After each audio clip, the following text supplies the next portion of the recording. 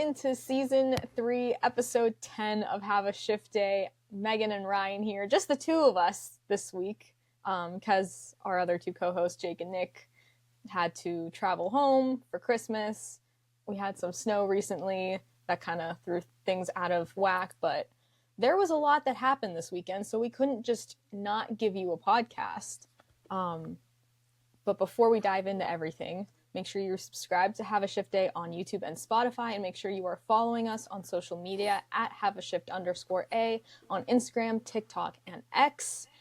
And let's just jump right into it. Ryan, Tristan Jarry is no longer a Penguin. Yeah, We that's each crazy.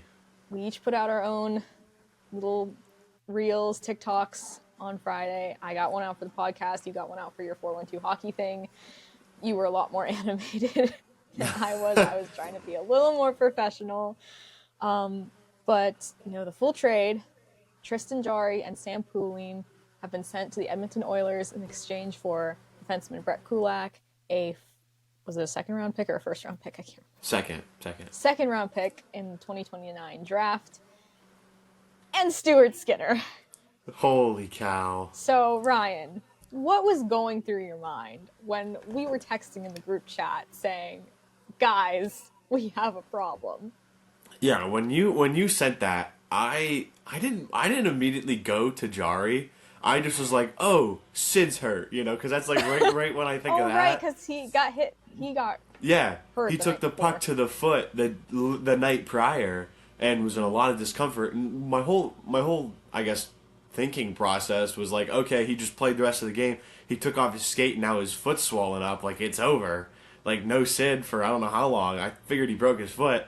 And then you said, like, Jari's, like, trading Jari. And I was like, okay, it has to be Oilers. And then I thought we were getting Pickard. So then my whole brain was just all over the place. Because I was like, there's no way we're going to get Skinner. Because they're not going to rock Pickard. And so I figured with our luck, we're going to end up getting Pickard and then a pick, and then they'd call it a day. And so I'm a little bit happier with Skinner, but happy's definitely a stretch. Yeah. I don't know. We're going from Jari.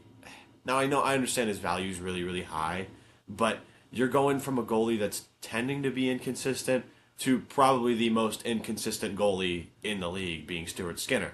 He does have a 3-year gap on him, so I guess he's a little younger. I don't know how that's going to portray to things. I know I was thinking, like, maybe Skinner needs, maybe he needs a new setting. He needs to get out of Edmonton. It will just completely change. But right off the bat, I was freaking out, and I was not happy. Yeah, the whole new setting, new environment thing was definitely a huge talking point.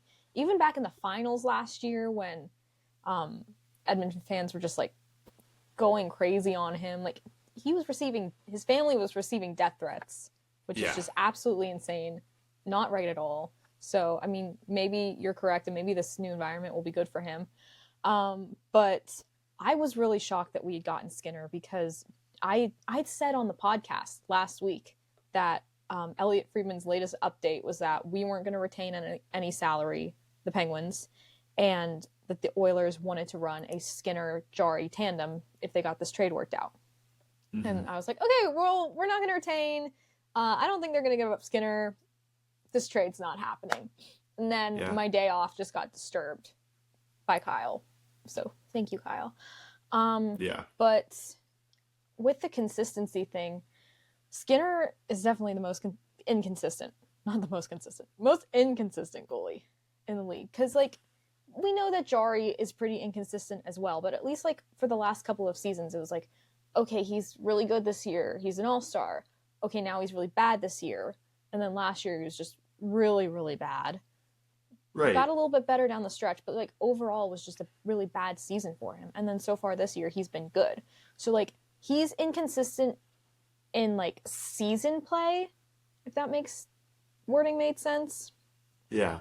Whereas Skinner is oh, I'm going to have 2 shutouts this week, and then I'm going to give up 9 goals in 2 games the next week. Yeah. So, that's my only concern, is that, I don't know how consistent he'll be with this team with this decor, which is recently not shown good signs, and we'll talk more about that soon. Um, but with the angle I was seeing from a lot of people, because looking online, I know we weren't really in the moment too happy about this trade happening because we see Stuart Skinner and we're just like, oh my gosh, why? What are you doing? Um, but a lot of discourse online is that we actually got the better end of the deal with this trade because Yeah. in the playoffs, Skinner has proven that he can perform, albeit maybe not consistently, but he's actually won playoff games and led the Oilers to 2 straight finals. Jari hasn't won a playoff series. And also, Jari's older, like you said, he's getting paid more. And Skinner's contract is up at the end of the year, so the Penguins could very well flip him before the deadline if things are looking all doom and gloom and playoffs are just out of the picture. Yeah, I think that's definitely a move that they're going to anchor towards because if we keep playing the way we're playing right now, then I don't know what's going to save us. 40 minutes of hockey is not going to do us any good, and doesn't matter what goal you have. So I'm hoping that this new addition can bring some light to the team. And I don't know, it's not even like it's just with Stewart being inconsistent, it's really sitting me on like I don't know, just a tough shell right now because it's not like the Oilers' defense was the issue during those last 2 playoffs, especially last year. Because like with the Penguins, you'll see one night we'll have 20 block shots and we'll only allow 12 shots on goal, and then another night the Pens defense is just getting danced around, right? So with the Oilers defense, they were relatively consistent throughout the entire 4 rounds of the playoffs, and you'd see a guy like Skinner, which is why they blamed him so much, is because why is one night Skinner playing completely out of position, and why is another night he's standing on his head and he's got 40 saves when the defense has been, relatively the same. So that's the issue. If we have inconsistent defense as well as a goalie who's going to be like that, I don't know what's to save us. And hopefully that switch in the locker room is going to help. But I guess switching it towards as well like a guy like Kulak, I don't even know where we're going to put him. I know he's a pickup, but I don't know with our defense right now, who do we get rid of? And I'm sorry for kind of switching on Kulak a little bit, but I guess thinking about inconsistent defense made me realize like who do we switch him with? Because in my opinion, I think Graves is playing fine. I don't see it. Yeah. He's actually been a lot better. Witherspoon's doing good. He's actually bringing the body. So like these, I guess second or third line defense, who normally we'd switch out for a guy like Kulak, I don't know where you want to put him. Yeah, and it's a good thing that we get into this Brett Kulak talk too, because like that seems to be the forgotten piece of this trade, just because Skinner and Jari are 2 huge names as a goalie for goalie deal. Um, but yeah, that's a great question to bring up because, like you said, Graves has been playing really well, and normally when you're trying to switch out D, you're looking at that third pairing, and Letang and Shea have been pretty good. Carlson, Waterspoon have been great. I think maybe the name that you're looking to switch out is possibly Connor Clifton. I wouldn't say that he's been super amazing. I wouldn't say that he's been crazy terrible either, but he's been the one guy who's kind of come in and out of the lineup, switched with Matt Dumba, and Dumba just got sent to the minors probably because of this deal. And I'm guessing that Clifton will be the one to come out, unless I don't remember. Hang on. Let me look at which hand Clifton and Graves shoot, because I don't know if maybe they'll switch out based on which way they shoot. So Graves is a lefty, Kulak is a lefty, and Clifton is a righty. So if they want to have a right-handed D and a left-handed D, it might actually be Graves that comes out, which not exactly on board with, but like you said, we'll see. It's a question that Muse and the whole coaching staff have to think about, especially after the last couple of games. Yeah, and I'm hoping that we could see it Tuesday as well. I think we need to start getting these reps in fast because if it takes another week or something's going on, which I'm praying it doesn't take that long. I'm hoping they could just rifle them off tomorrow, start it soon tomorrow. Because if we're sitting here waiting for them and we're making adjustments, and let's say we have a week of good hockey and then we switch it up for these new guys, and then now we're back where we started, where we're at right now, it's not really looking so good. So I'm hoping that whatever happens with wherever they decide to put them, and hopefully they're even able to play, I'm hoping that it's soon. Yeah, I agree. It's just, I mean, it all happened so fast, and then we had 2 weekend afternoon back to back games. So, like, wasn't expecting either of them to play, but we're playing Edmonton on Tuesday, so you really hope that we can have Stuart Skinner facing his old team, which I don't know if that would be an advantage because you'll be like, okay, I've stopped McDavid in practice before. I know what I'm doing, guys. Right. It could make me feel a little more confident, but based on these last couple of games, my confidence is at a low, which we can get into Yes.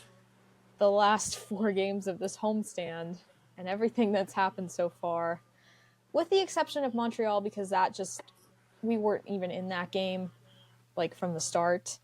No, It's just yeah. been disaster after disaster after disaster. And we've Yes. mentioned it before, this team cannot hold on to a third period lead. And after this week, it is a known fact. We cannot hold a third period lead, especially when it's lead of 4 goals. Yeah, that's I I wasn't surprised towards the end. Like when it happened, I wasn't like sitting here going, "Oh my gosh, I'm so shocked." I was more like they found a way to do it to even greater length because we've seen them do it two goals before. Even a few years back, we've seen them doing 3 goals, which we actually saw last night too. I But mean, we've seen 3 goals already twice this year, yeah, like against but Toronto and against Tampa, which Tampa we somehow survived. I But just don't. It just really mind boggles me the fact that they just keep finding a way to do it because like they'll talk throughout the intermission and it's a 4 goal lead, right? And that's not a 4 goal lead with 20 minutes to go. The whole rush, the whole momentum swing doesn't normally happen until a few minutes into the third. I think it was like 14 and a half minutes left in the third when they had that momentum swing. It was a turnover in the neutral zone. They come back the other way, and then here's the onslaught of goal after goal after goal, and then all hell breaks loose. Just absolutely miserable. yeah, it's like there's a single ounce of adversity, and it seems just like they just give up. It feels Yeah. like, and like you have to. I think it was Murashov last night saying like, "This is the NHL. You have to play a full 60 minutes." I think that's what he said. Like, was his takeaway from last night's game. Yeah. I guess we could just get into each of them a little bit more. We'll start with the game against the Ducks on Tuesday that you were at. I was at all of these games working, but you were there as a fan. Obviously, just completely shocked that 0.1 seconds they tie it. But what did you see on the play that ultimately led to the goal? Well, when I saw it, we're sitting at about 11 to, I forget what it was, 11 or 14 seconds left in the third period. We're on the power play, so a dumb mistake, they trip Letang. So we're on the power play, and towards, if you're looking at a screen, looking at it, it was at the top right corner. They're taking a face off, and the entire issue is you have to win the face off, and you got to just make sure it stays in the zone. I don't care if you got to pin it against the glass or what, and they made the first mistake right away by backing it into the neutral zone.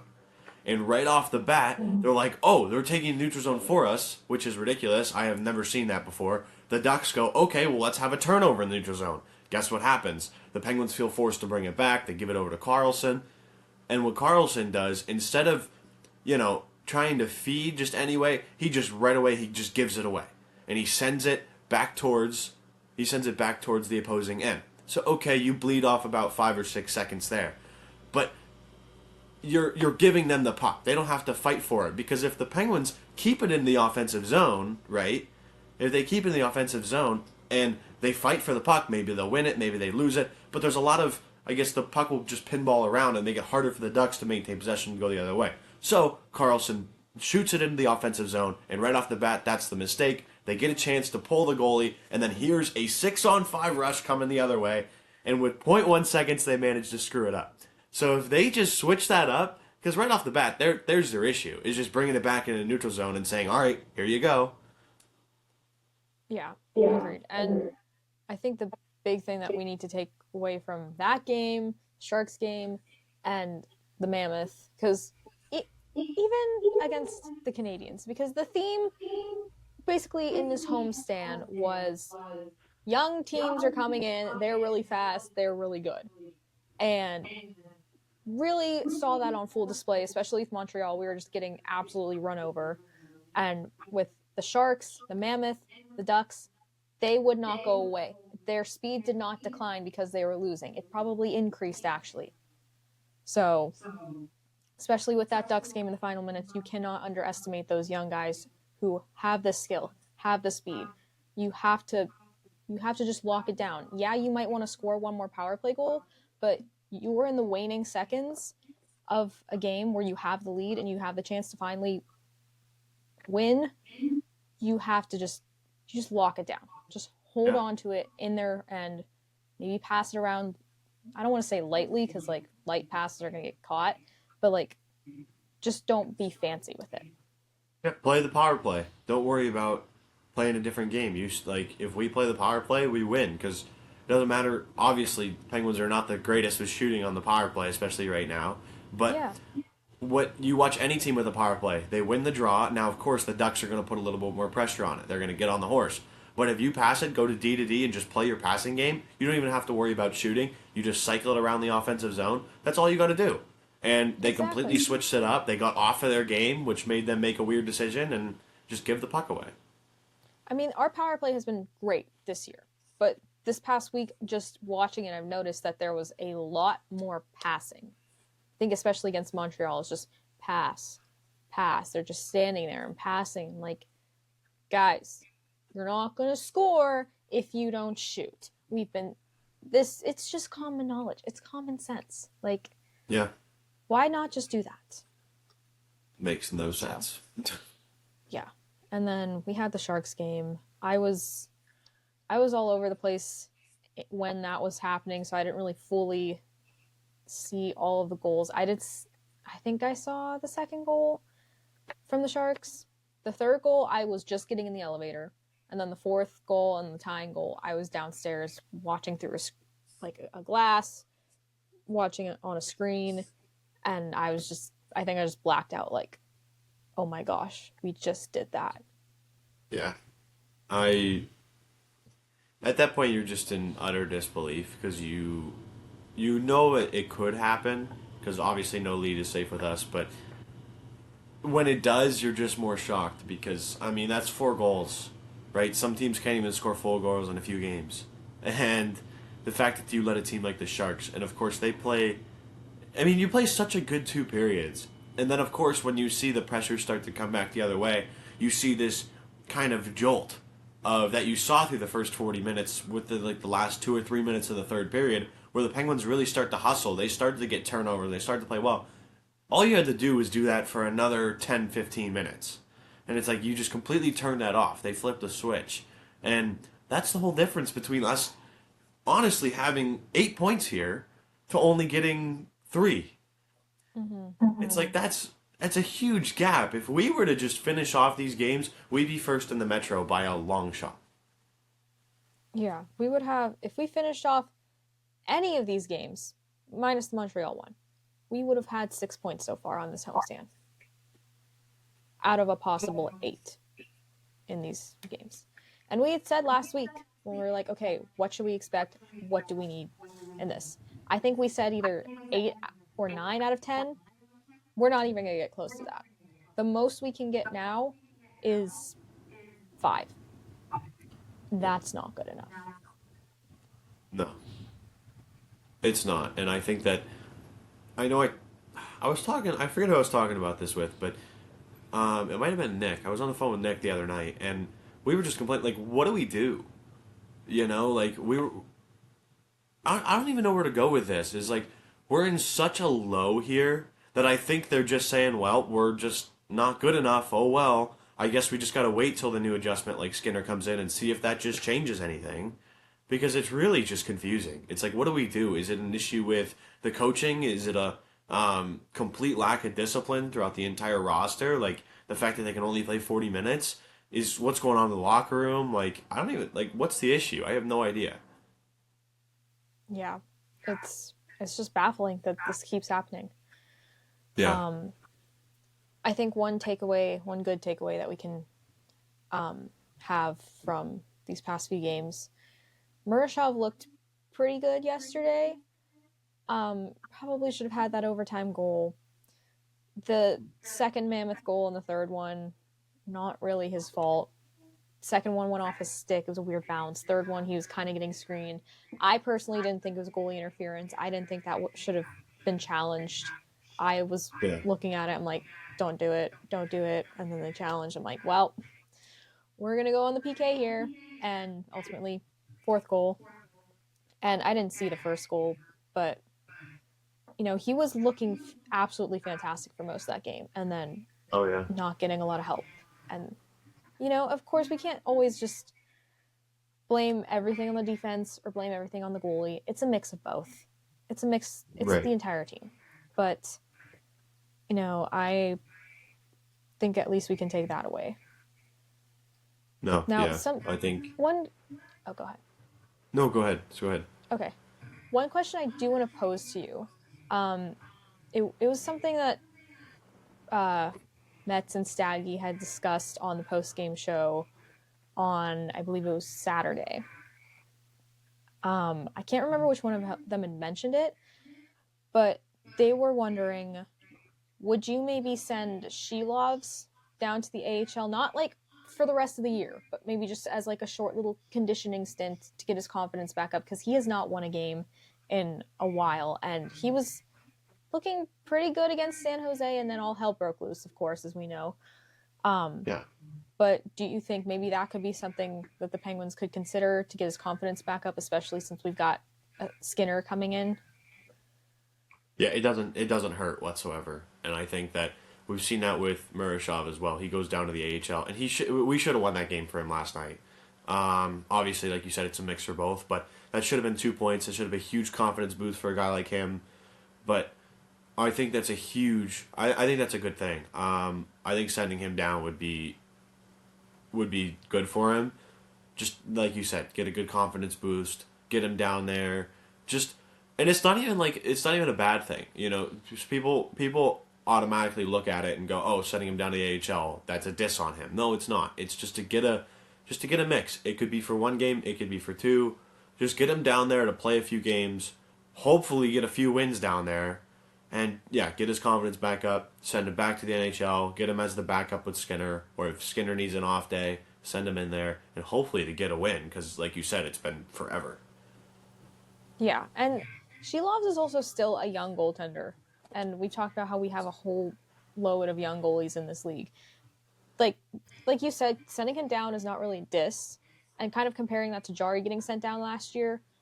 Jari getting sent down last year, I don't want to say it's a diss, but it was definitely something that needed to happen. But also, like, it was this big story, and like, oh my gosh, he actually sucks kind of story, because Jari is a veteran goalie in this league, has proven himself, has been an all-star. That's why it was so crazy.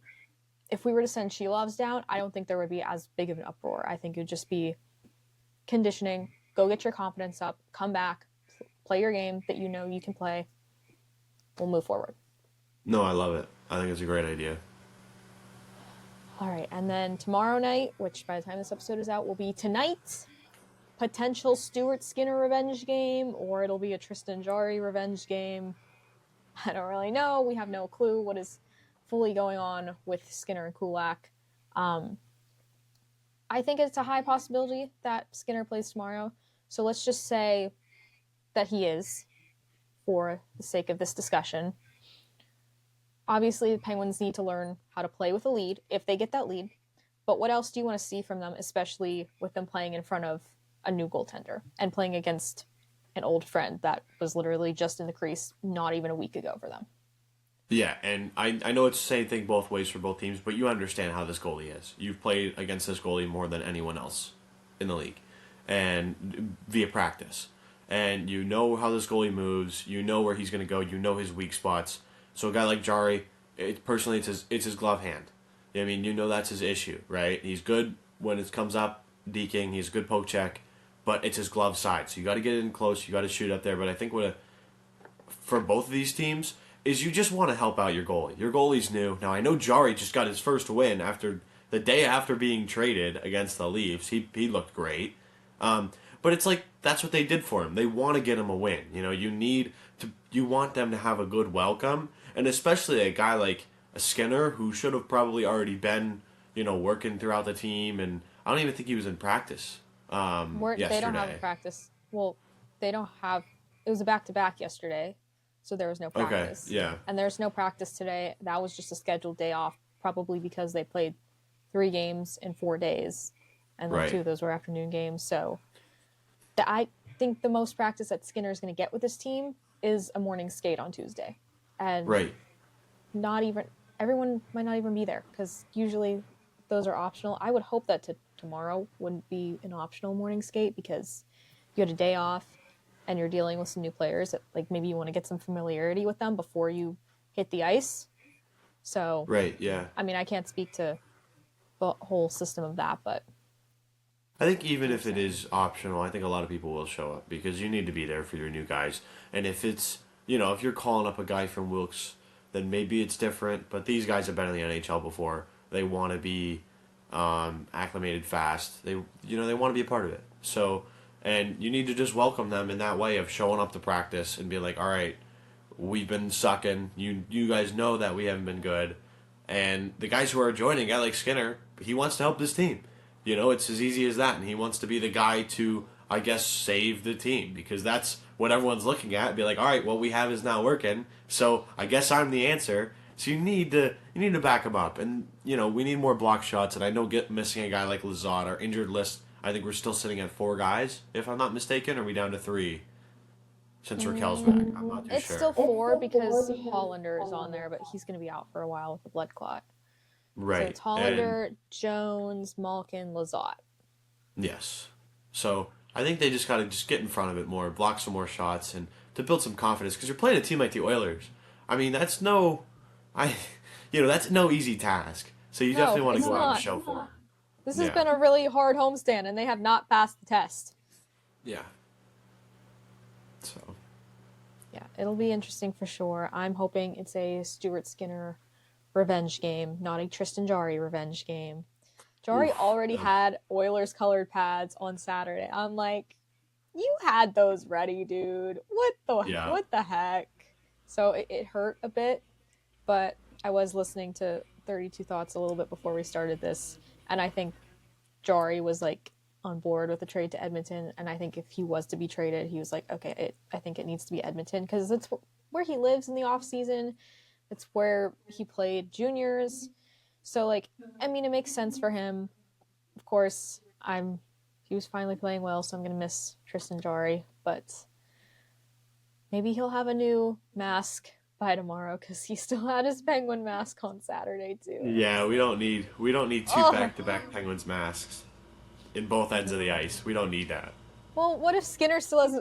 Here's what should happen. Okay. If Skinner still has his Oilers mask and Jarry still has his Penguins mask.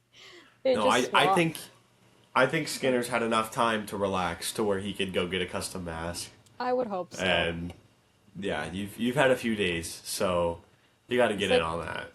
He's like on the phone with immigration for 1 hour, and then the next hour he's on the phone with the equipment guys. So, oh yeah, 100%. It's probably what it's been like in the hotel for Stuart Skinner or wherever he's at. Oh, it's gonna be nuts. It hasn't really sat in yet, and I don't think I'm ready for it. The fact that we have Stuart Skinner on our team. If you told me in January or even in May during the conference finals or right before the cup final that, hey, Stuart Skinner is going to be a Penguin by the end of this calendar year, I would have been like, no, he's not. No, he's not. I would have just been in denial. Like, this can't be happening. Yeah. And here we are. We got Stuart Skinner for Christmas, everybody. And, like, what bad timing, too. Like, I just got back up to Erie. Like, I would be going to all these games. Like, I want to see Skinner play. Like, are you kidding me? How cool would that be? Like, yes, it's Stuart Skinner, but it's also Stuart Skinner. It's not like we're getting some young guy out of a minor league team. It's like we've been very aware of this goalie for a long time. Yeah, Neither everybody neither good has. nor bad, I mean, but he's been on the biggest stage in the Stanley Cup final for the last 2 years. Of course, everyone's aware of Stuart Skinner. yeah, So it was just so crazy to me, or for me personally, because it's part of my internship, I did go into the locker room to collect sound bites on Thursday. And I didn't get the sound bites from Jari myself. The other radio intern, he went into that scrum.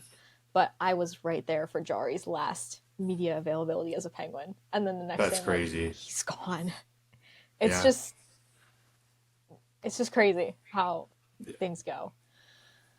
Oh, it's well, that's insane. yeah. Well, obviously, there's two of us, so no trivia this week. No trivia. And we would just jump into the Frosty Five, but the PWHL was off this week for the rivalry series, which we'll just bring up Yeah, real quick because I didn't really pay attention too much to it because of work and then just it was later games because they were in Edmonton. But Team USA winning both of them, one game putting up 10 goals, crazy. absolutely insane. Was it Winning was the all, second game 4-1? I believe so.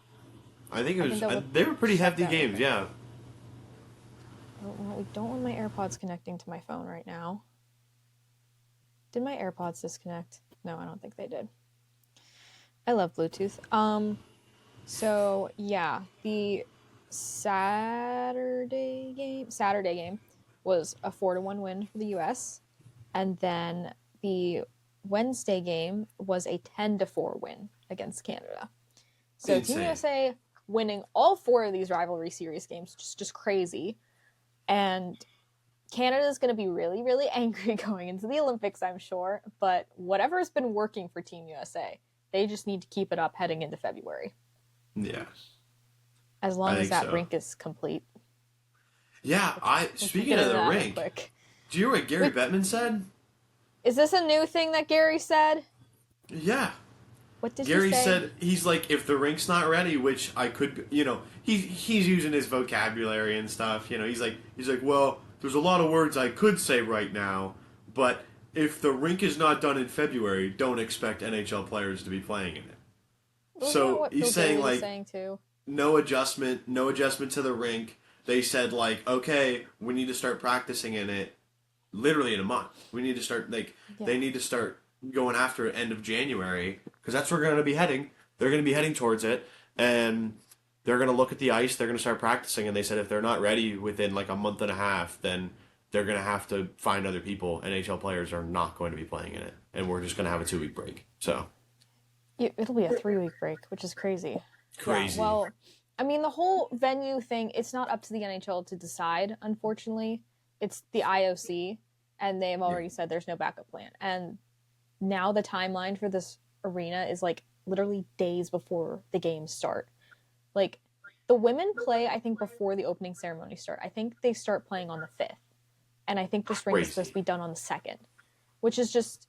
And like, everything right now is pointing towards they're going. Like Canada said, roster is coming out on New Year's Eve. We're still seeing Exciting. some, yes, we're still seeing some marketing. Like I got to shout out this Team USA commercial that got released That with was John cool. Hamm in it. I it made my day. I don't think I was going through anything that day, but I just loved it. Jack Eichel saying Canadian tears, which yes, let's bring home Canadian tears. It'd be fun. Um, but like everything's just pointing towards they're going. And Yeah. I'm sure like Bill Daly, Gary Bettman saying those things might be putting more pressure on the IOC saying like, hey, you need to get this done. Because I think like I don't know if the IOC is expecting like higher ratings with the Olympics, specifically with the hockey games, because the NHL players have not been in the Olympics for it's going to be 12 years by the time we hit February. And this is a Yeah. huge deal. And after Four Nations and all that buildup from last year, there's a huge amount of hype going into these Olympic Games. Yeah. So it's probably a high ratings you're going to get for these hockey games, for these men's games specifically. Of course, we want the women's games to be have high ratings as well because it's just as exciting. But, Hmm. they haven't been holding back their best players for the last 12 years. This is more of an NHL conversation that we're having right now. Yeah. If the rink doesn't get done, the IOC really needs to take a long look at themselves and be like, we probably just lost tons and tons of ratings. Yeah. And Right. I mean, I don't want to say that the Olympics are like bad or just not entertaining or something, but like I don't think, how high of ratings are you getting for snowboarding or speed skating? Right. Like, don't think they're that high. I mean, the Olympics are going to be on in a weird time for sports where literally the only actual major league that's going to be playing will, whether NHL players are going or they're not going, the only major league that's going to be going on is the NBA because the NFL is going to wrap up in the middle of that. MLB doesn't start till spring. So, like, Yeah. yeah, ratings might be up because that might be the only thing on, but also it's in Europe. So it's going to be weird timing too, where things are happening in the wee hours of the morning here in America. And yeah, so that rink needs to get done. Otherwise, these Olympics are going to suck, and I'm going to be utterly and totally devastated. Oh yeah, and I think a lot of people are too. Because how many like non NHL fans watch the Four Nations? It's a lot. You know what I mean? People Mm-hmm. are now getting. They're now watching the NHL because of the Four Nations and because of that entire build up. And with now how social media is and how crazy it has been expanding throughout the last, I want to say after COVID, like social media grew crazy because that's all everyone did, Yeah. you know? So with the use of it now and how it being at its, honestly at its peak, it's been a long time, using that, building Four Nations, which was in a perfect time to put Four Nations the year before the Olympics. Like, they couldn't have done it any better. Oh, And yeah. with that build up, it's like you need to have this done. You know? Like this has to be done because or and if it doesn't get done, I'm sorry, you gotta play somewhere else. It needs to happen. The games need to happen because if this doesn't, like you said, there's honestly when you think of Winter Olympics, now this is not just to hockey fans, you think of Winter Olympics, you think of those gold medal hockey games. You Mm-hmm. know? You don't like obviously I watch the Olympics. I like watching the other games. I personally like curling and stuff like that. I think it's so entertaining. It is. I It's don't know entertaining how you because think curling's entertaining, but you do you, they're going Ryan. for gold and they go in for their country and it's exciting. You only get it once every 4 years, but it's like these things are exciting. But when you think of the Winter Olympics, you think of hockey and you think of U.S. versus Canada because we're praying that's the result and you want it to be that in the gold medal game and like how intense it is and how they throw everything to the side, especially now because Four Nations happened last year during the All Star game. So were people Mm-hmm. saying the entire question? I remember this. I was still at school and we were going, okay, is this going to be an All Star like effect or is this going to be an Olympic like We had effect? that whole And we, argument at sideline, and Matt yeah, was like, "Oh no, it's just an yep, All-Star thing." We're like, "No, it's not. yep, They're treating this like playoffs," and it was a playoff like atmosphere, and it was so amazing. And me yeah, personally, I had not yet been a full-blown hockey fan the last time the NHL was in the playoffs, the Olympics. So I personally hadn't experienced like best on best international play. Yeah, there was the World Cup of Hockey in 2016, but that was like right when I was starting to get into hockey. So like I didn't really right, know the significance. I didn't really care that much. I was just waiting for the Penguins to come back. And then like a month into the season, I'm like, okay, I love this game. Let's go. So like yeah, I watched the Four Nations and like I was excited for it, but then I was just blown away because I'm like, oh my gosh, this is amazing. I'm like, wait, we're getting this next year too. Now I yeah, can't wait for the Olympics. oh So yeah, we're having all this one, hype for an entire year. Literally yes, during Four Nations, they were putting out commercials like saying in 1 year NHL players return to Milan for the Olympics, and I'm like, okay, now I'm excited for the Olympics. So like you have all this yeah, hype for a year, and if it just goes away like that, it's gonna be devastating, detrimental. yeah. The only thing that's keeping me sane right now is knowing that, like, and I don't know about you, I know like Nick and I are big fans of it. I love the World Juniors. I watch the World Mm-hmm. Juniors every single year after Christmas. It's on normally on TNT or NHL Network. The World Juniors are some of the most exciting hockey. Like if you want Olympic style hockey, you have to watch the World Juniors. It as I literally a World Juniors commercial comes up right now here. on my screen. I have NHL Network on because I had the Penguins segment going, and just of that abomination. But anyway, if you just want to get excited for the Olympic hockey, you need to watch the World Juniors because it is it's so awesome, and it's always like every country except for some exceptions are all super good, and it's not always U.S. Canada. You have some teams like Sweden was really good. Finland was super good like 2 years ago, and it's super exciting because it's all these 20 and under kids who are like want to get in the NHL or just put their name out there. So it is the most competitive like junior hockey ever. It's so much fun. So you have to watch that. It starts the day after Christmas. I'm so excited. Oh, it's so good. Yeah, and like you said, it's not always U.S. and Canada. Canada was eliminated in the quarterfinals the last 2 years, which is just absolutely crazy. Yep. And like I don't not pay attention to the World Juniors. Like I'll put it on after Christmas and stuff when it's on. I just don't think I've given my full attention to it. I think I probably will pay a little more attention this year, especially with good Penguins prospects being out there like Will Horkoff and Harrison Brunick. Especially, I'm probably going to pay a lot of attention to Brunick because, his season's been very interesting. He started off really well in his first couple of games, and he kind of like was on the decline a bit, and we're like, okay, do we send him back to juniors or what do we do? I think the moves that have been made with him are good. I think keeping him out so we can send him on that conditioning stint worked out perfectly because we're like, okay, now we can send him to World Juniors and get him into some good action. That could be really good for him. So I think I'm going to be paying a lot of attention to Harrison Brunick.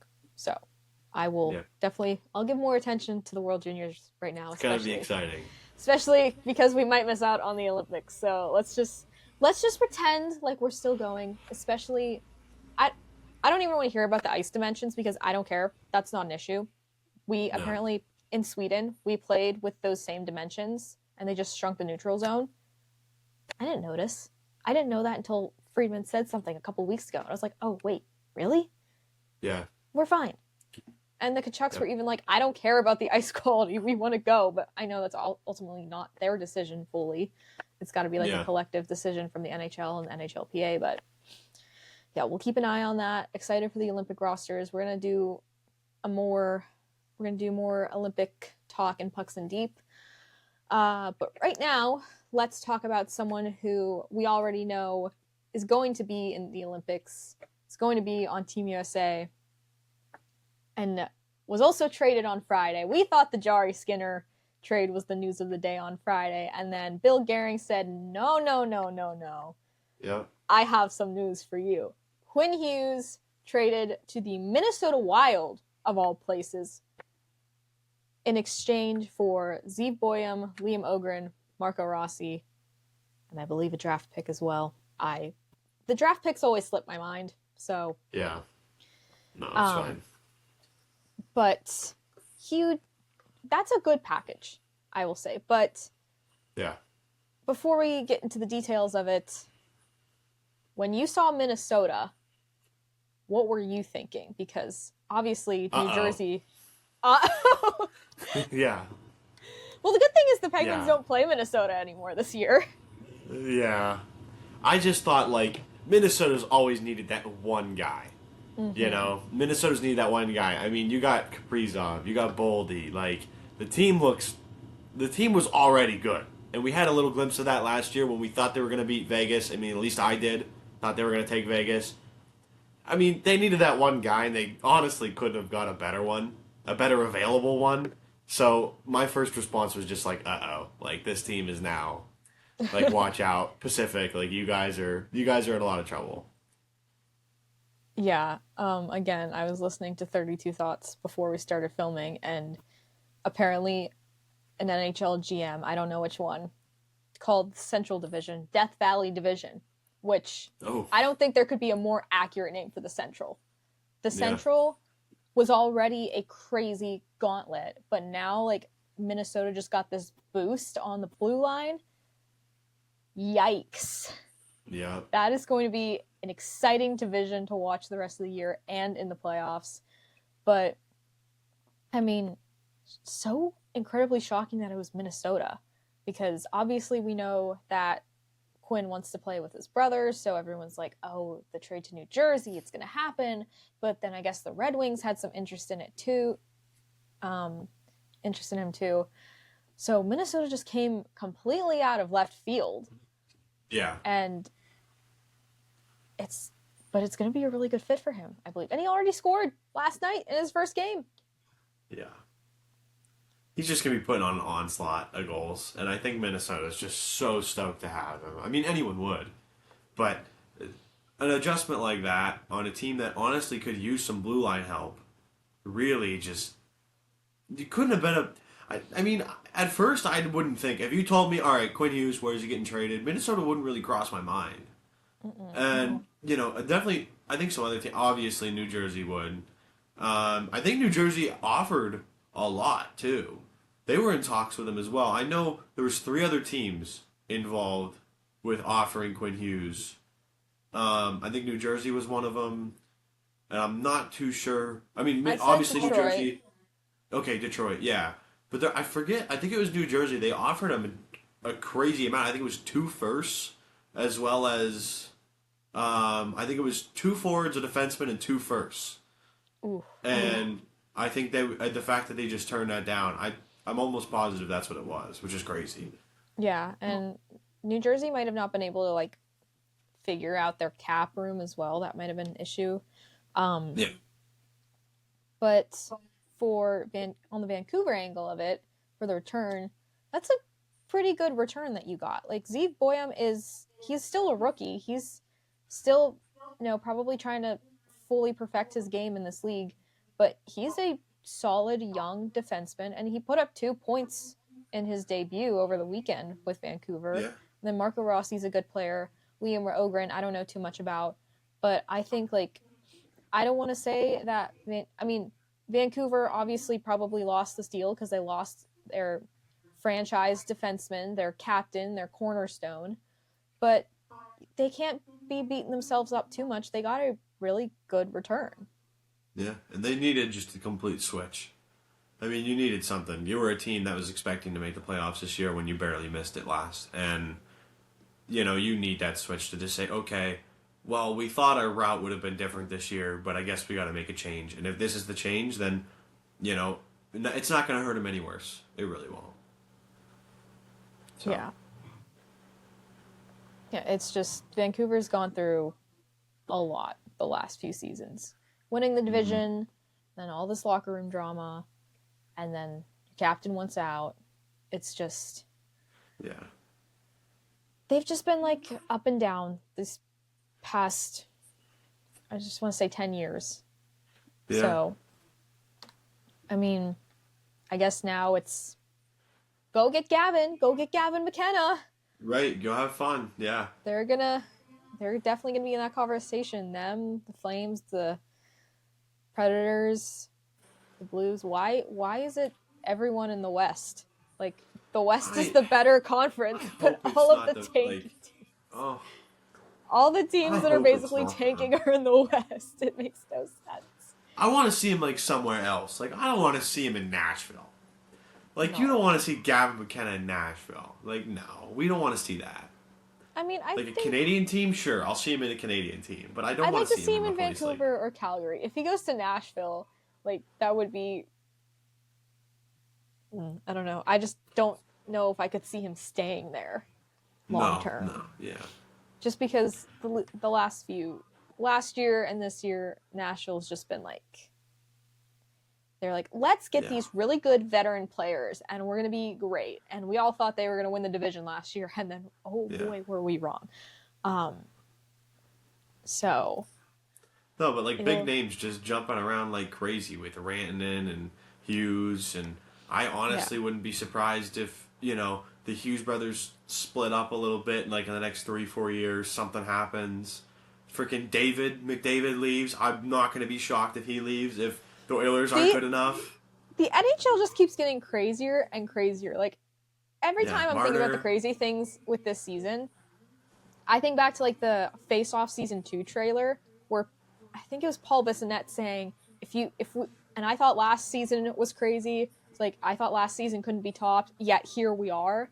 Like, last year was just an insane season, and now right now we have this crazy wild card race in both conferences. Like, I could not tell you right now today who I think is going to make the playoffs, which let me double check because at the end of the Penguin game last night, the Pens were in a spot. That could have changed. That has changed. We are not in the playoffs right now, so never mind. Yep. But now we've got Stars on the move again, and we're gonna have international play, hopefully. And yeah, it's a crazy year, and they haven't confirmed that a Face-Off Season 3 is happening, but I really hope that there is, because I hope so too. This season needs to be documented, because it's just insane. I know they've already followed Quinn Hughes before, but it'd be really cool if they followed him again after he gets traded. Oh yeah. I don't know who. I know this is really off topic, but who else would you kind of want to see in like this season for Face-Off, considering? I mean, honestly, give me like one of the Kachuk brothers again. Sure, why not? Wouldn't mind it. Who would I want to see?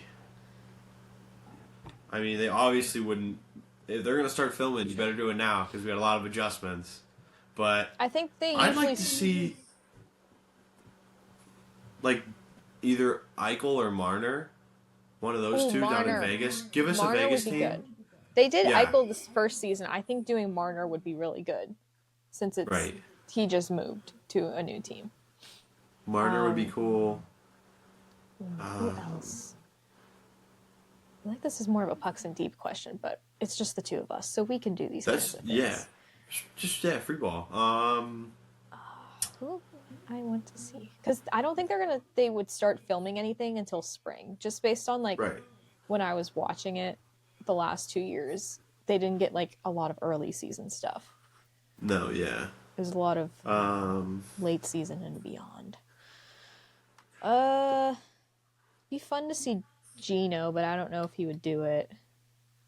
I don't think he would. But that's just the Penguin bias in me. Ooh. Yeah.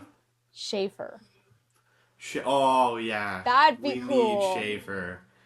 I need to see. Sick. I need to see more more wholesome content from him living with the Martin family, because just the little pictures and videos I've seen of him just being a big brother to Matt Martin's kids is just adorable. Yeah. It's fantastic. Him with the family skate. You saw the family skate? Yeah, I saw that yesterday. Bedard! Celebrini! Bedard would be sick. Yeah. Just a whole episode of Will Mack in San Jose. That would just be an episode that's full on comedy. But seeing Bedard so cool. too, after last season, seeing Bedard would be really cool, because last year was like, oh, was he really the generational talent we all thought he would be? Yeah. I really feel like I'm channeling Jackie Redmond when I just said that. I was like, whoa, hello? I think he's got to get better soon though. He's hurt heavy. So but following him would be fantastic, because he's just been unreal this year. Oh, that would be so cool. If they followed the three of them, or really the four of them, because following Celebrini would just automatically a few people in following episodes. Celebrini and Smith. Yeah, they've done episodes with 3 players before. Follow all these young guns. That'd be so sick. Somebody call Amazon. We're picking the players for them. Yeah, no, seriously. We've got what, 5 already? 6? I'm trying to think of other people now. We said Bedard, Schaefer, Celebrini, Marner, Hughes. We'll just throw in another Kachuk brother, because I think Matthew's at least always down to do it, I think. I think it'd be cool to see Brady that's a shot. Did they do Suzuki yet? Nick Suzuki? No. Oh, I'd like to see someone from Montreal. That's a good idea. Yeah. They haven't followed anyone from Montreal. Literally, I would take Suzuki, I would take Caulfield, I would take Hudson, I would take anyone from Montreal. Yeah. Because Slavkovsky, Yeah, because that team's so fun to watch. They're young, upcoming team. One of the biggest franchises in the league.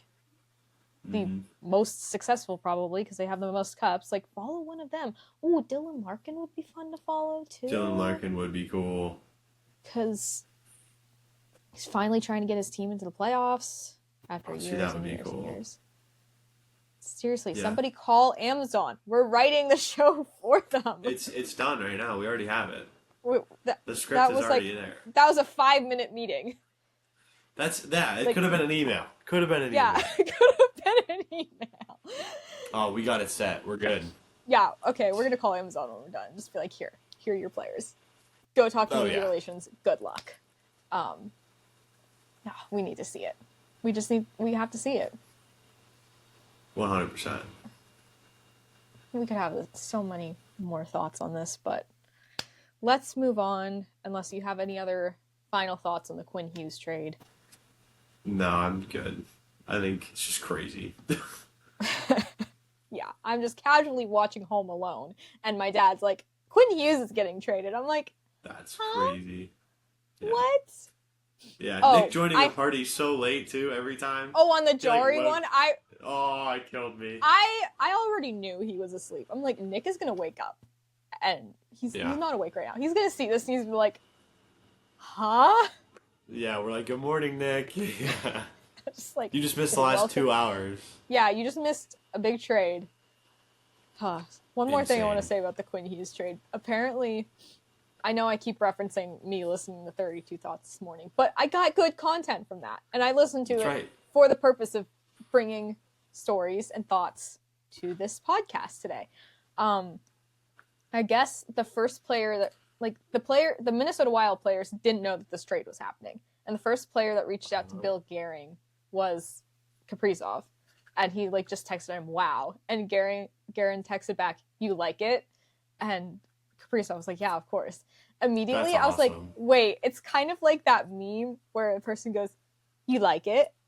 Pat Oh, yourself on the back, girl." I was Yeah. like, that is literally what just happened with the two of them. It's exactly what happened. If we were together, our podcast team was together, I would totally be making that TikTok right now, but Yeah. maybe I'll just do it. Maybe I'll just do it. Oh, that's great. That's funny. Oh, I mean, how could you not be happy? Yeah. You just got probably one of the best defensemen in the league, arguably number 2. Mm-hmm. So, Kale and Quinn are in the same division. yeah. That is terrifying. Holy cow, and it used to be the East, too. It used to be the The East. Metro used to be the gauntlet of the league, and now it's the Central. Yeah. And, like, I mean, one division can't always rule the league. That's just a given. But, like, No, yeah. it's just crazy. Oh, yeah. All right. Well, now we're going to move into the actual Pucks and Deep that we have. So, like I mentioned, we're going to have a little bit more Olympic roster talk. So much discourse going on about who should make it from, like, who wasn't on the Four Nations roster last year. So, our Pucks and Deep today, we're going to just hone in on Team USA and Team Canada because those are the teams that have a lot more players in this league. There's been a lot more discussion around them as opposed to like Sweden or Finland because there aren't as many. There are a lot of Swedes and Finns in the league, of course, but there aren't as many as Canadians or Americans. And I think the Finns have just enough NHL players to fill their roster. So today for Pucks and Deep, I wanted to go over each of us give 3 players, 3 on Team Canada, 3 on Team USA, that we think could make it or on the fringe of making it for the Olympics that weren't on that Four Nations roster. So, Ryan, you can start. Give me 3 players that you think will make Team Canada that did not go to the Four Nations face-off last year. Oof. It's tough. They could make Team Canada.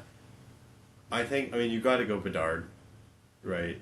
You have to. You have to get him in there. I mean, it's almost a given, I would say. Yeah, so Bedard's got to go in there. 2 more Canadian guys. This was tough. I was thinking about this. I didn't know who to pick. Oh, man. Tom... Ah! You I can can't be say- biased. I'm going to be biased here. I don't want Tom Wilson, but I think he's going to go. I know, that's the terrible thing. I think Tom Wilson. I don't want it, but sure. Because I I'm don't not want rooting him for on a Tom team Wilson. with Sid. That's not I'm okay. rooting for Sid, but I'm not rooting for Tom Wilson. Um, Yeah.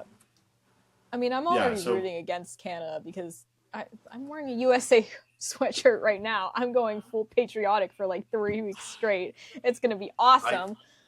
I gotta But root for Sid, but I can't root for. Oh man, I need Sid to have another gold medal. I don't know why, but I just want it. Yeah, Tom Wilson. I'm gonna say it, and then oh, see now I'm just like sick. Um, see, these are the kinds of pucks and deep we can only do with two people because you you have know to what? think. I'm gonna go for a really long shot. Is this actually who I think is gonna make it, or who I want to make it? Who you think, not who you want, because we know you don't want Tom Wilson on the team. No, I want Matthew Schaefer in there because I think we need that young guy in there. You have Bedard. No, but Bedard's been in the league longer than 3 months. He's still young. He's our age. No, but Bedard has shown it for the next. He's shown it for like two, Okay, 3 years. okay. Well, I'm putting Schaefer in there. Give me okay. Matt Schaefer. Give me Matt Schaefer. What a goat. You do that. I mean, I'm not Erie disagreeing Otter's with you. legend. Yeah, it's true. I'm not disagreeing with you. Schaefer's been fantastic this year. I just don't think that they're going to go for it because there are a lot of who do you take out of the defense to put Schaefer in? That's the big question. I have no idea. So, yeah. That's not Pucks and Deep today. Pucks and Deep is just people getting on the roster, not who's coming off. Yeah. For me, I'm going to say Bedard as well. I'm also going to say Logan Thompson. Ooh, that's a good one. What goalie I need a think will be goalie. taken? I think the easy goalie that will be taken out is Montembeault. Yeah. There's so much goalie talk with them, but I'm just going to say the easy one, say Logan Thompson. If Logan Thompson is not on that team, is not one of the goalies, Yeah. I'm going to be very confused. Oh, yeah. But whatever. Now I'm kind of conflicted. Do I keep this one because it's also an obvious one, or do I pick a different defenseman? I wasn't going to say Schaefer. That wasn't my third. But, I'll just say it. Celebrini. Good. Macklin. I like Celebrini there. I mean- I could see him more than Schaefer in my opinion, but Yeah. yeah. Yeah, I think Celebrini has a very, very, very high chance of making this team. And I feel like there's I think just been so, so too. much discourse around Celebrini and Bedard. I feel like they're both going to go. So, Yeah. we'll find out on New Year's Eve. It's really exciting. Something to look forward I'm to. excited. What is the US full roster out? I have no idea. They haven't haven't- said. But I think around Okay. that time is when they're supposed to submit them anyways. Yeah. I think around Christmas actually we'll find out the women's roster, which I assume it's probably going to be really similar to the rivalry series, especially with how they played. But Yeah. still exciting. Still good to see our faves on there. All right. Speaking of Team USA, let's talk about Team USA now. Ryan. All right. Now I had 3 written down because I wanted to remember them. Because I'm not as inclined with the U.S. team as I am with the Canadian team. I feel like this But- one was tough. Was harder for me to pick. There's a lot more options. You Yeah. know, there's okay. There are a lot of options for Canada too. So Do I want to stick with these guys? Honestly, I'm gonna go. That didn't make the 4 Nations. that didn't make Four Nations correct. I'm gonna go because I'm trying to remember if they made 4 Nations or not. And I I'm trying can to- tell 'cause you there if was- they did. Okay, you're gonna have to help me out. I'm gonna go Okay. Cole Caulfield. He did not make Four Nations, so that's a Then good I'm one. sticking with Cole Caulfield. Okay. I'm sticking with him. I can't even. This is rough. Cole Caulfield. I'm gonna go to Utah with Clayton Keller. I was thinking. Ooh, he I didn't think make it he's- either. See, That's a good one. I'm locked in right now. I'm locked You're in. locked right in. Here we go. in. So I'm 2 for 2. I'm 2 for 2. Can you And I go had 3 2 for 3? guys like, should I do? Should I not? I don't know. Gotta I was pick thinking one. about putting Matt Boldy in there, but I didn't want to. He was on Four Nations. Okay. Good. See, I'm locked in. And then I'm gonna go. Oh, I hope Matt Boldy stays on the team. He's been doing pretty well. okay. Can I just say four because I had two that I was stuck in between? Sure. Okay, I was thinking either Tage Thompson Okay. or Alex DeBrincat. Oh, I wasn't even Yeah, thinking of Alex DeBrincat. That could be a good yeah, one. yeah. I don't I know. was. He looked great last year, but he's kind of starting slower this. You know what I mean? Mhm. So that's why I was Yeah. kind of iffy on him. So yeah, those are my Yeah. four guys. Yeah. Cheating a bit, but it's fine. Hey, Um, we got to throw him out there. yeah. All right. Well, I was also going to say Cole Caulfield and Tage Thompson. Oh I yeah. think Cole Caulfield has to be a lock on there. If he's not on this roster, I might go to Minnesota and talk to Billy G myself and be like, "Can you fix this?" Yeah. Um, and then Tage Thompson. Tage Thompson has maybe not played in this high stakes of an environment before. I mean, he was on the World Championship team in the spring, got the golden goal. Yeah. So shout out there. But like Olympics are higher stakes than World Championship. But still, Right. Yeah. he has that experience at international play, and that's really important. Um, and then I liked your Clayton Keller one, but I don't want to copy you. I'm You just gonna can. say the one I had, Jason Robertson. Yes. He's an interesting one to me though because he started off slow this year, and then like recently he's picked it back up. But I don't know how he's been the last couple weeks, just because like been so busy, haven't really paid attention to the entire league. But Yeah. we'll go with those three. It's a good selection. I hope that Yeah. we at least get a few of them on there. So Mm-hmm. yeah. And I think the nice thing about this Quinn Hughes trade to Minnesota specifically is that now he will be playing with Brock Faber and Matt Boldy a little bit more before these Olympics. And Yeah. I don't want to say that Boldy and Faber are locks, but like I'm like highly confident that they're both going to make it. I would Faber say they actually would be. went to the last Olympics. So like he has that Olympic experience, which is good. Yeah. And then Boldy's been very good for the Wild this year. So having those three playing together, maybe getting a little more familiar with each other, especially because Quinn did not play in Four Nations, I think that's going to be really helpful.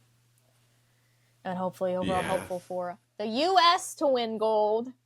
I love Sid, but I'm sorry. I can't root against my goat. I can't root against my goat. But It I'll be hurts a very bit. I will say I will not be if the US win, I'm not going to be devastated. I'll tell you that. But I am definitely not You going to might be need to as say that happy. again because Can you say that Oh, is again? the Because connection your bad? connection like died for a second. Oh, okay. Yeah, you just like said something and I don't know what you said. So say it again. I was saying I'm not gonna like be devastated if the U.S. win, but I'm definitely not gonna be as happy as I would if Sid got another goal. That's all I'm gonna say. So True. I just want revenge from last year. I was happy. So I was so happy to see Sid lift that trophy. I know was you were stoked. happy. That's why you made the recap video for social Oh, media. I was so stoked. It's like Yep. was it who was supposed to do it if the US won? Was it me or Nick? Because I can't think it remember. was- I was in Georgia. So like I mean I would have been fine to I think set you aside said the video Nick for, like, do 5 it minutes. because Nick did the original one when the U.S. beat Yeah. Canada in the first game. So That's I think right. Nick was going to do it That's again. right. He went on for 5 minutes for that one. I just kept watching it. I had to put it in 2 times speed. Nick. Yeah, everybody else went for a good time limit, but then I was like, Nick, Yeah. this was a little It just kept long. It's Yeah. okay though. It was a crazy game, so it kind of needed that extra time, but Yeah. it's fine. It happened. That game was nuts. amazing. It was crazy. Oh yeah. Well, As long as great Jake stuff, scored, Ryan. that's all that mattered to me. Yeah. Jake better be on this team again. I Oh, would he love will. I mean, nothing. I would love nothing more than a Team USA Jake Gensel jersey. I don't know That'd be how sick. possible that is because like the Olympic jerseys are on sale, which is sick, but they're so expensive. So like I don't ask and beg for it. I just put it Yeah. out there, make it known that it would be awesome. It'd be sick if I got that. I already Yeah. have a Team USA Kendall Coyne sweatshirt on my Christmas list. So Oh yeah. I Yeah. have like I have so much Team USA stuff on my Christmas list. I'm getting ready That's for the awesome. Olympics. When I told you I'm going full blown patriotic for 3 weeks, I was not lying. I will put the I American asked flags for in front of my house. yeah. I asked for a lot of like spit and chiclet stuff. I don't have Oh, any of their that's merch. cool. Yeah. So I wanted to get some of that stuff. That'll So be sick. I also yeah. put the I don't have a Canadian pens and jersey though. pop. I need to get one. I need a Sid jersey. I need another Sid jersey. So Okay. much. It's a Sid jersey. It's acceptable. Oh I yeah. also put the pens and paws calendar on my list because I always like Oh, getting that's that. And awesome. I'm just like, oh, if I get it, I can't wait to see what month Jari is on because I just know he's Oh going to be on the yeah. calendar. Oh, he will. Because he has the Yeah, I the still paw have. prints on the back of his helmet. He's a Oh. huge dog guy. Yeah. Oh yeah, he'll He definitely. might even be on the cover. He's not on the cover. I can confirm that actually because Okay. I saw the cover yesterday because Yeah. Mets had bought a couple for Christmas gifts and it was Sid, Gino, and Letang on the cover. And I was like, wait, Mets, don't open it. If I get this for Christmas, I just want to wait and see myself. So Yeah. he's like, oh, okay. But I still have my team calendar from last year that I guess I got at a game. Yeah, that's And, awesome. well, the thing is, it stopped in October, so it's just Oh. it's just been on October on my wall for 2 months, and I like What look at my happened calendar, there? I'm like, well, I think because they gave it away in October last year, it was an October to October calendar. So they're like, oh, come back next year to get next year's team calendar, was basically what they Okay. were insinuating.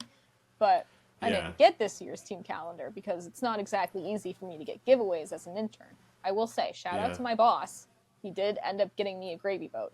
I finally got my gravy boat. You got a gravy boat? I got my gravy boat like 2 weeks Oh, after heck Thanksgiving, yeah. but I got the gravy You got boat. it though. So, You got it though. boss clutched up. It's great.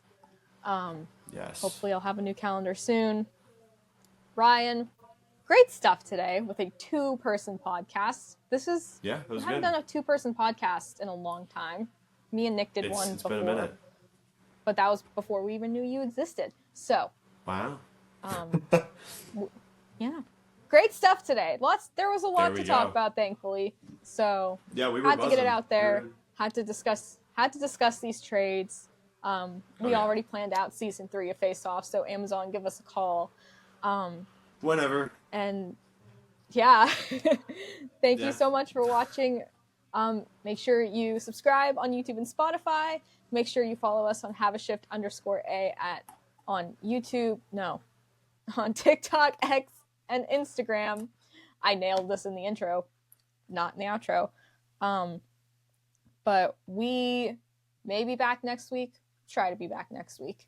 We'll see though, since next week is Christmas, but the podcast could happen before Christmas. So we will find out. Alrighty. But yeah, thank you so much for watching. Hopefully we'll have a Stuart Skinner revenge game tomorrow. And we'll see you next week. Let's go. I was waiting for you to say something. What a W podcast. All right. Goodbye, everyone. Thank you.